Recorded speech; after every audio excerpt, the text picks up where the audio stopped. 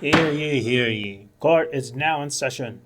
Bailiff, get me the first plaintiff. May it please the court. I was running a 4th of July one-shot where my players were futuristic CIA agents given a mission to prevent the rival British agents from messing with history and winning the American Revolution. In the final battle, the players are tasked with ensuring the Boston Tea Party occurs without issue. During the scene, the players discover that the British agents have switched the tea with spell components for an evil sea witch completing a time ceremony in the harbor. One of my players then decided to set all of the ships on fire. While this was hilarious, it also threw me for a loop since now they would not complete their mission. To provide an incentive to stop, I said that the future was being altered and another party member started disappearing back to the future style. I thought this was a clever way to get the players back on track and stop setting the boats on fire, but they ignored it, so the party member fully disappeared. This angered the disappeared player and ultimately forced the other players to stop setting the boats on fire, but I wonder, should I have just let them all fail their mission? I'm newer to DMing, so I still worry that I made the wrong decision. Thanks. Okay. First, I think your idea to reel them back in was correct and actually kind of smart, but and appropriately implemented with the Back to the Future aspect, but implemented on the wrong person. You specified that one of the players started burning them, and everyone else probably started following, thinking it was an okay idea. But that player, the one who initiated, should have been the one who started to fade, to show that their action had consequences or whatnot. If they decided to keep burning things and make themselves disappear, that's fine, right? They're out of the one shot or whatever. That other player doesn't get upset.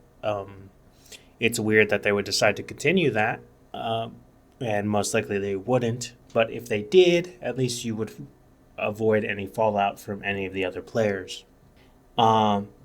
However, if, for example, they all went along with it, you could have the loophole situation, or should I say, the disappearing situation spread, sort of, to the other party members. But again, if they all finally decided, keep burning things, we don't really care, one-shot energy, then yeah. I mean, there is a point in time where you just let them happily fade from existence, and maybe that one shot is over. Or maybe they fade into a different part of the Revolutionary War. Or maybe, it could be a situation where they fade back into the modern day and life is different. You try and experiment with your storytelling of what happened. The one shot would be over again at that point, but you don't need to always stop your players from ruining their own time, because then they'll know that the next time that, hey, I'll allow you to ruin the fun, and then we'll just go play Sushi Go or something. But so I think you aren't guilty of anything. I think your players are guilty, but I will punish specifically the first player who started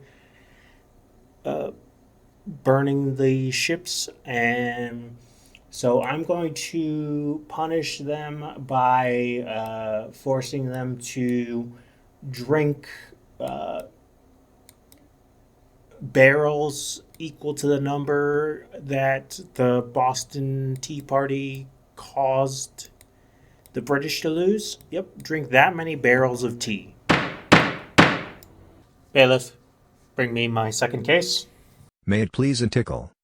I have been DMing for a 7PC campaign for a little over a year and we just concluded.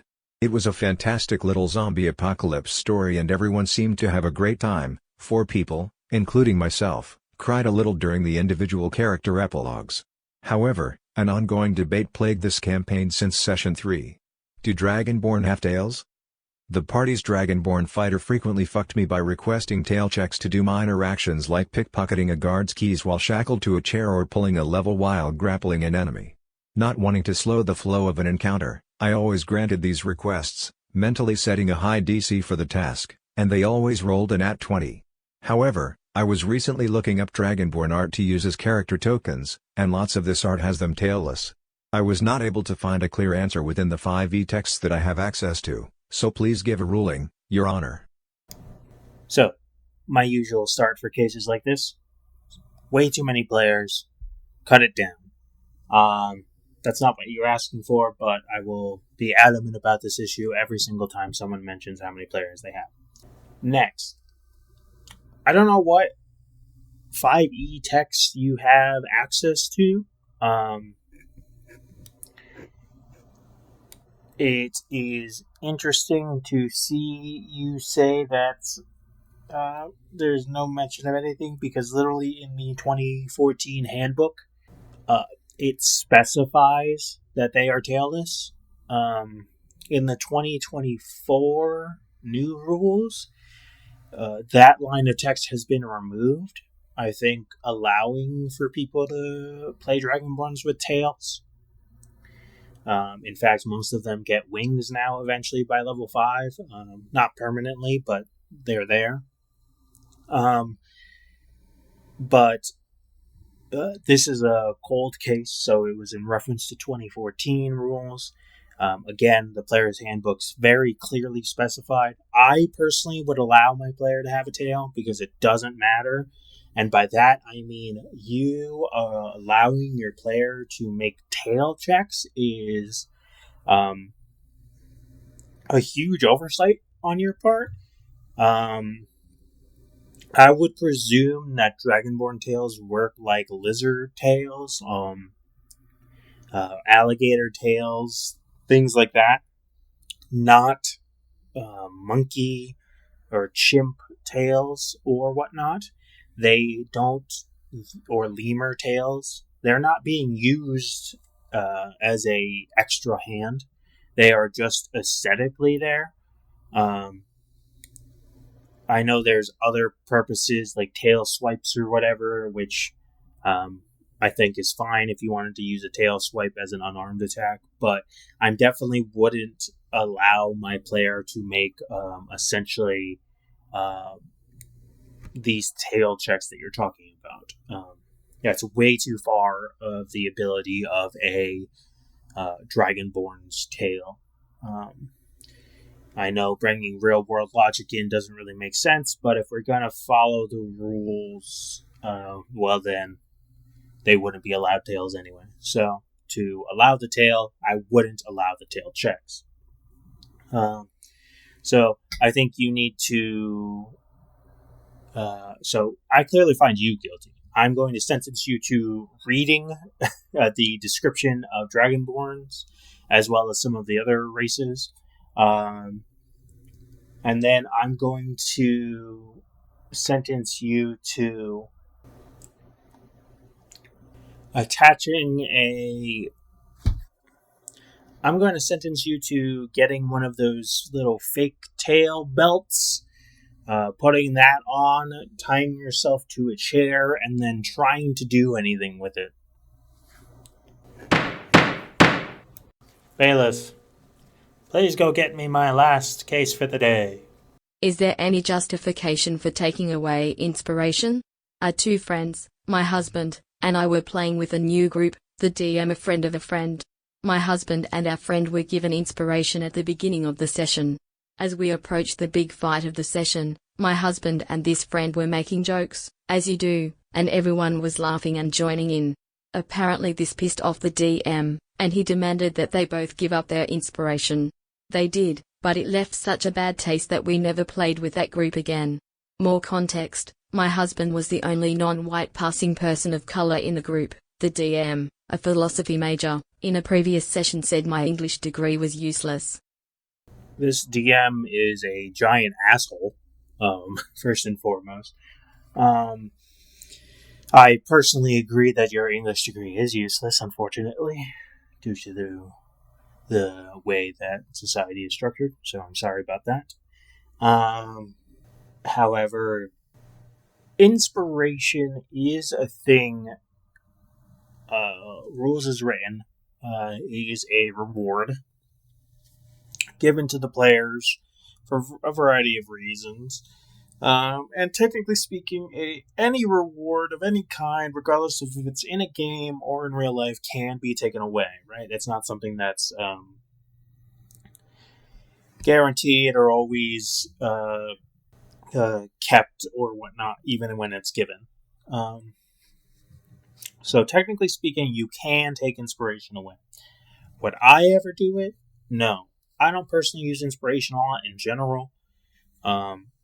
But I would never go the extra length of taking it away. Your DM was being a buzzkill, considering the reason they took it away was joking around, which is insane. People having fun at D&D? I could never. So this DM was way out of line for the reason they took it away. I think if, for example, I gave your player inspiration for being extremely polite to, I don't know, a little girl on the street of a big city, but then the next session you still hadn't used your inspiration and you punched an elderly woman in the face. Technically, those are counteractive. I could take away the inspiration. Again, I probably wouldn't. But those two things are more comparable. I'm sure you did something amazing in the game, and then going, well, you in real life are having too good of a time. I'm going to take that away. Is sociopathic level, don't have fun at my table type situation. I'm very happy to hear you are no longer at that table. The DM is obviously guilty as hell. I think the DM is sentenced to every single person they ever meet also telling them that their degree is worthless. On top of never DMing. That's less of a punishment for them and more of a reward for literally everyone else in the D&D space. But this DM cannot DM anymore. I'm stupid, you're smart. As long as you're willing to admit that, no. If they can't dance, they can't kiss. If they can't kiss, they can't fall in love, and I'm history. Fuck you, asshole. Fuck you, asshole.